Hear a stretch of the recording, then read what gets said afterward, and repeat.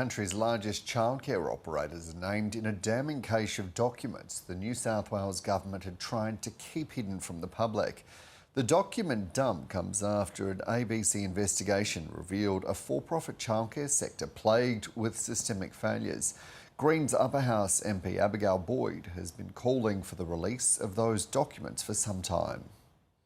So these are the documents that I've been fighting to get released from 5 months ago when we got that parliamentary order to get all of the documents in. I was promised at the beginning just this fraction of documents and they were put into privilege. And so although I've known what's in them for quite a while, we've only just managed to get them released from privilege, and that's what has now hit the media today. And for anyone who's unfamiliar, when they are in privilege, it means it's for the committee or parliamentarians, not anyone That's outside. right, just for Upper House MPs. Right. And so, so it's been just me looking through these documents and knowing what's in them, but not being able to tell anybody about it until just this week. What's resonated to you from these documents?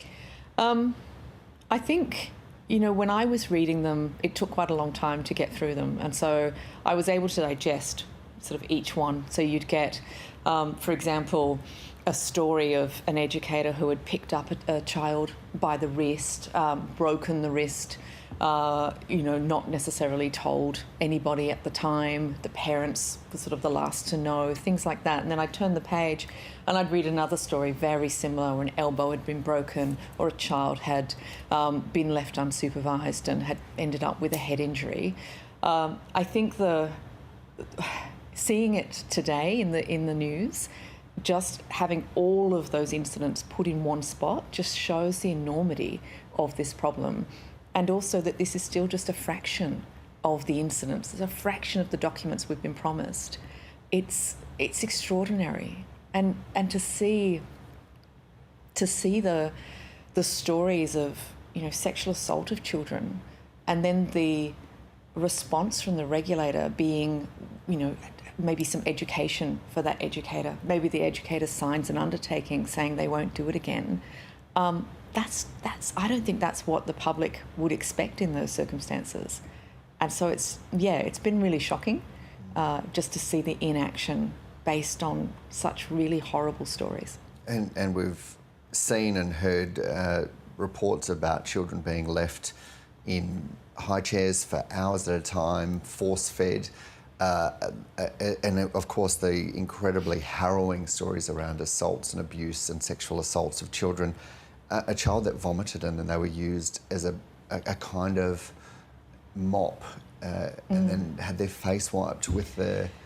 That one, I must admit, when I was reading it, so you're sort of in a room by yourself reading through these documents, and that one I cried, because it wasn't just the fact that it had happened, it was the attitude of the educator and then the regulators to that. Just an undertaking was signed. And I find it extraordinary as well that the parents of the centre weren't informed about that incident. Someone who is using a child who has vomited, we're talking about a toddler, a little kid who's vomited. A vulnerable, tiny little person. That's right. They vomited and the educator has been so annoyed that the kid has vomited. They've picked the kid up and used its own bottom, its own trousers, to wipe up the vomit, then to take the trousers off and wipe the face with the vomity trousers. That is a next level. I can't, this isn't just, losing your temper or getting frustrated every now and then. That kind of action is just horrific.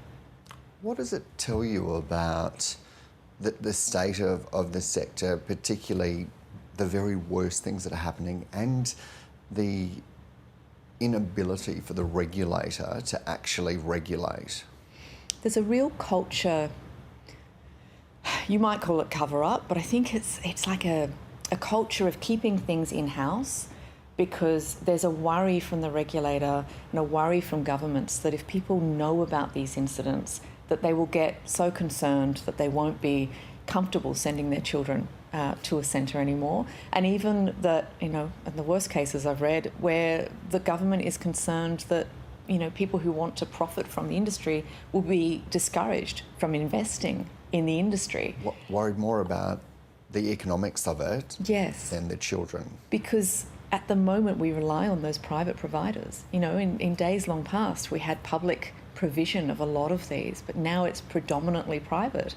And so if you make these companies look bad, if you make these incidents clear and transparent for the public so that they can make up their own minds about providers, then maybe you'll discourage those providers from providing the services.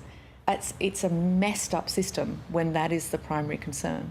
I understand that you got another tranche of documents on Friday. Are they also under privilege, or can you tell us what you've got there? So what we're doing now, or what we're getting, is every week we get another sort of group of documents, another tranche of documents.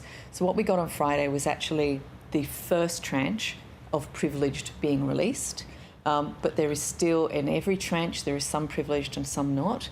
We've reached an understanding now with the regulator and the department that these documents are not to be kept privileged except in really exceptional circumstances. For example, if it's before the courts. But on the whole, we want to see these documents, but they've been incredibly slow in providing them. And then when they do, we're still ending up with lots of the information being redacted. Why is that?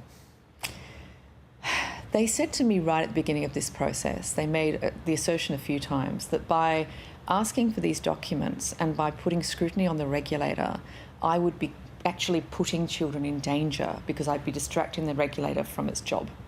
That idea that somehow being transparent and open about what's happening in these centres is going to put children at risk when all we're trying to do is uncover what's going on and the fact the regulator's not doing the right thing. It's a pretty offensive assertion, but I think we've seen it play out. We've seen them, the department has sent emails out to educators saying, like basically telling them that they're going to end up in public documents when it's really not that simple. We're not getting the names of children and their parents. We have no interest in trying to expose children. And when it comes to educators, we're not interested in educators who are, making reports or doing the right thing. That's not within the scope of this order. So yeah, they're making every excuse they can to not provide the documents. And I think it's important to acknowledge, as you just have, that this is not every single provider, that there are many that are doing a good job and actually looking after and caring for children. If parents are not sure whether their children are caught up in one of these places that is not, what confidence can they have in the sector or the approach of the government or even the regulator? That is an excellent question, and I think I would be very worried if I was sending my children to a centre still. I think parents don't have a choice, families don't have a choice, and you have to go a bit on your gut feel. But ultimately, we need a regulator that ensures openness and transparency about these incidents. They keep saying to us, a lot of these incidents are quite minor. Well, be open about them then. And then if you're a parent taking your child, you can see, has my centre, is it a problem with, for example, a plug was uncovered, or is it that there was, basically a predator preying on children? I want to know which of those breaches it was.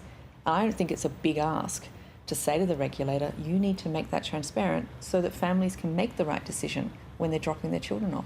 And just finally, what does this all mean for your inquiry? And is there a concern that the rest of the documents that you're hoping to get are actually much, much worse?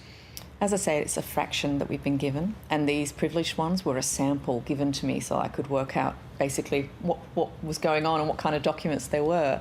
Now, if that's just a fraction, we think it's probably less than 1/100th of what's out there. I dread to think, and what I'm seeing in all of the tranches coming through is just more of the same.